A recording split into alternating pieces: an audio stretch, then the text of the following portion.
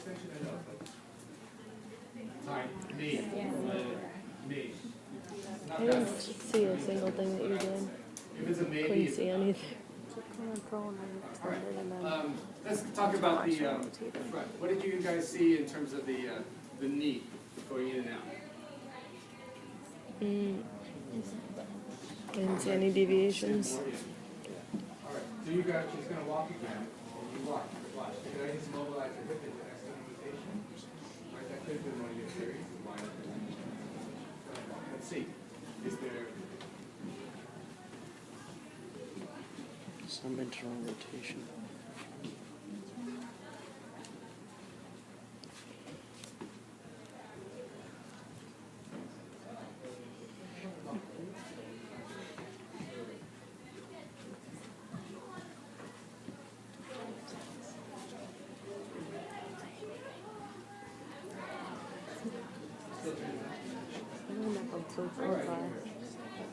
Okay, so this is fine. So they noticed that the right leg turned in more than the left leg when they lifted the patella.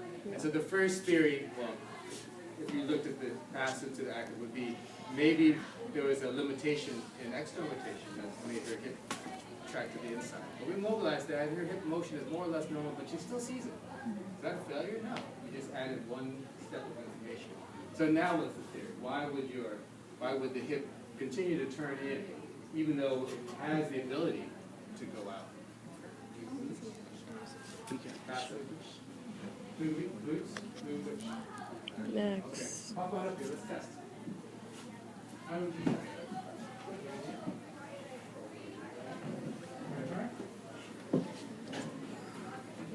You'd go through the knee.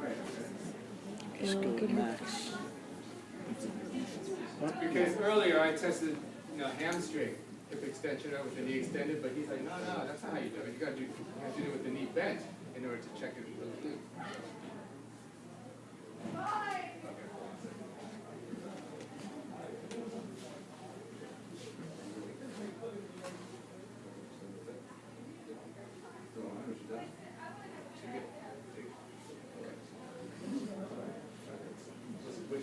What did he say? She was not weak? A little bit. Because I saw you with your knee bent.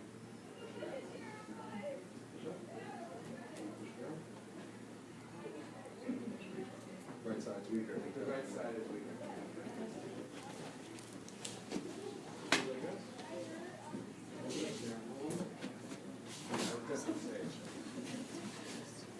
You have to live with it, but after this class, I won't be very nervous. Computer Valley.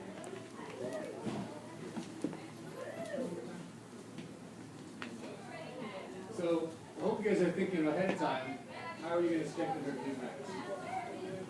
How would you do it? You have a clear glute max that side?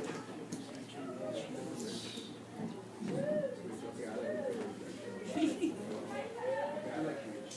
But let's just do bridges one way. I call this Kevin Swing's flat cluster.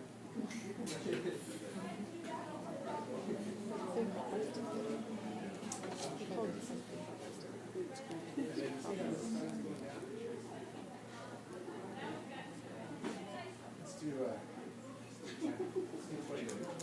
Go on up and hold it. So while we're doing this, she's neurologically normal. She's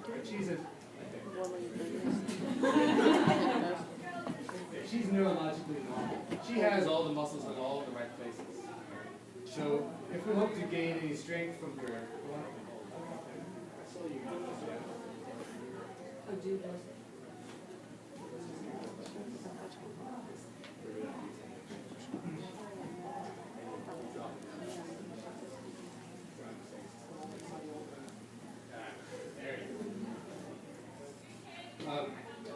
So the thing about exercise, for the person who is neurologically normal, really what happens is we're trying to reactivate those muscles. We're trying to make them work again.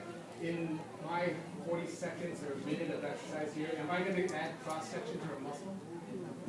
If you guys leave here and the only thing you know is that a bigger muscle is a stronger muscle, then you didn't learn much, in 3 years. Because what we're trying to do is activate as many muscles as possible. Now, in any given muscle, you have a whole bunch of myofibrils, right? Who knows how many? There's a lot. And you don't activate all of them at any one time, because then you couldn't do very many reps of anything. You'd be all fatigued out. You only activate maybe 16% of all the muscle fibers at any one time. So we're trying to get muscle activation. In order to get activation, we want to have, we have to hold. If you went up and down, up and down, up and down, up and down, it's just, use my virtual finger. If we just did like this, the area under those curves would be so much. Right?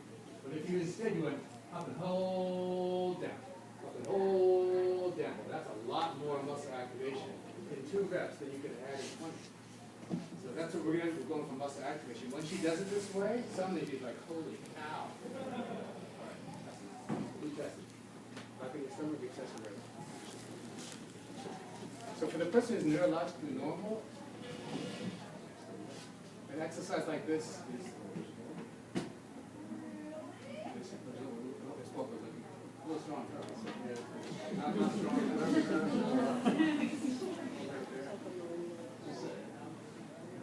Yeah, you're right. It's a little stronger, but not. All right, go ahead and swap. Let's see whether that made any change. So we're going to look and see your people at the end. Is the right knee still going in, or not so much? Was it just purely a strength impairment, or something else? You work hard, huh?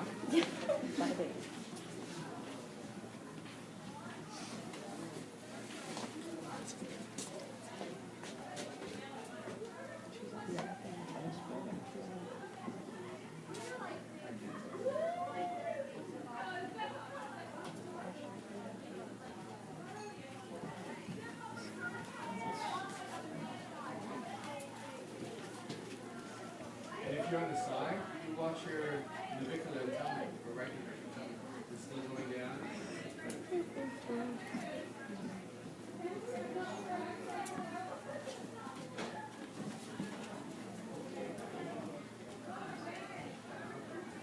What's the result? Is her knee still going in?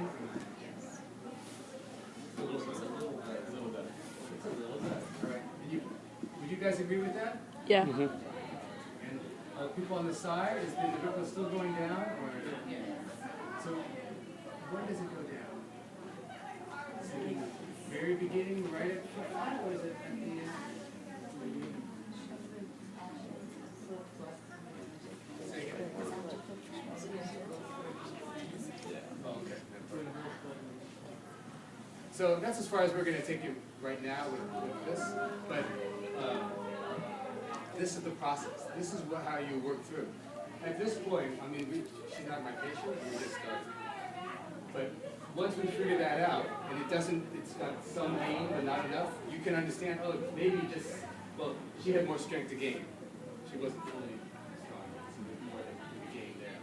And then with the structure underlying, you think, all right, so we worked on the hip, and we worked on the, I guess that's all we worked on. But we'd have to probably look a little further afield. We want to check out what you said, the anterior iliac. Does it actually go back or not? Sacrum, is that functioning normally or not? We'll check it out to see whether another change can be made.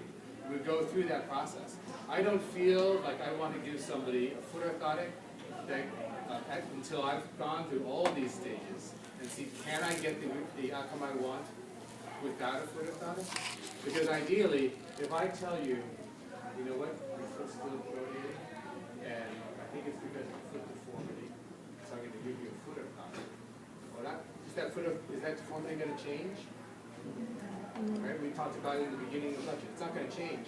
So really, what I'm saying is, I'm giving you this foot orthotic, and you have to wear it for life because your foot is the cause of the problem. Do you understand what I'm saying?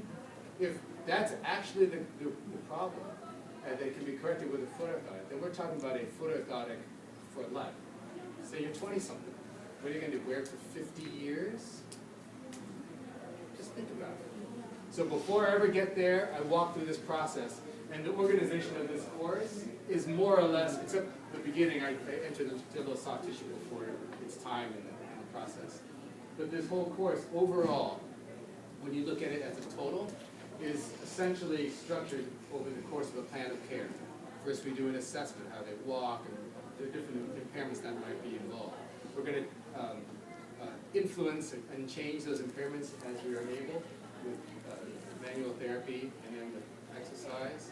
And once we get to that end point, if the problems are still there, we have some less problems, but they still have problems, then we'll figure out how to prescribe a foot orthotic for that situation, and then what that means for you in terms of a practitioner, in terms of money at the back end.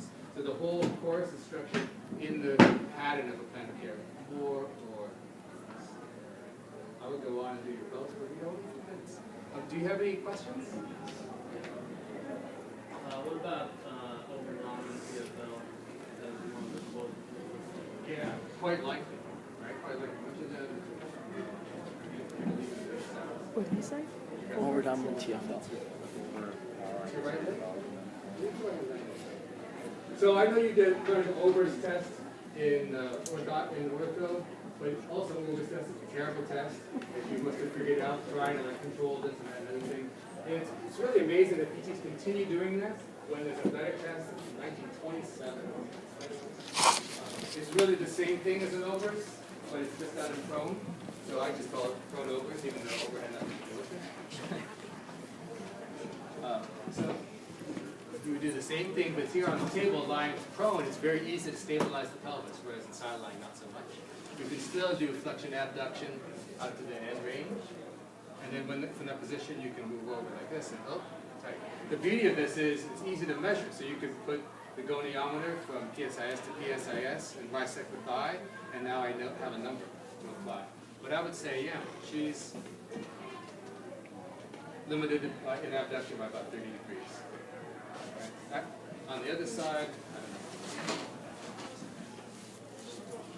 and we could easily change that. Oh, this side's normal. We could easily change that with the techniques that we did in the soft tissue portion, but that's not the purpose of this course. So, yeah. All right.